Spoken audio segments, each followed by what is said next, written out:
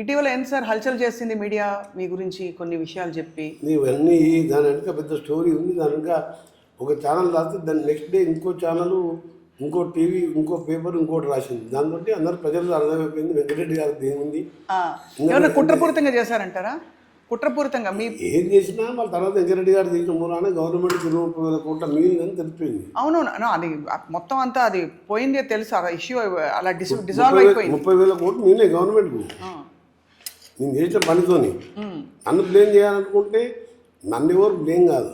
Blame నేను నా character తెలిస్తే ఒక అర్బన్ ప్రాంతంలో 5 సార్లు ఎమ్మెల్యేగా, ఎంపీగా ఒక పైసా ఖర్చు పెట్టకుండా రికార్డు గెలిపింది. మనం ఎంపీగా పోటీ చేస్తే నా కారు డీజిల్ తప్ప నేను ₹1 ఖర్చు పెట్టాను. అసలు ఇండియాలో రికార్డు మీరు తెలుసుకోండి. ఇంకో ఇది అంటే పైసలు పంచిపెట్టుడు ఏమి లేదు అసలు. అంటే కదా అది మస్ట్ కదా రాజకీయాల్లో అని చెప్తారు. లేదు మీరు అదే అంటే ఇప్పుడు మనం ఉన్న ఏరియా పక్కకు ఊరికి పోండి, వెనక ఎక్కడైనా ఊరికి. ఈ భువనగిరి పార్లమెంట్కి వస్తుంది, నా సొంత మండలం.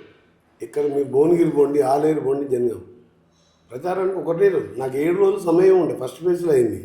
ఫస్ట్ ఫేజ్ అది నామినేషన్ వేసి నెక్స్ట్ డే కొంచెం సెట్ చేసుకొని నా ప్రచారంతో చేసుకొని 7 రోజులు 7 అసెంబ్లీకి తిరిగినా.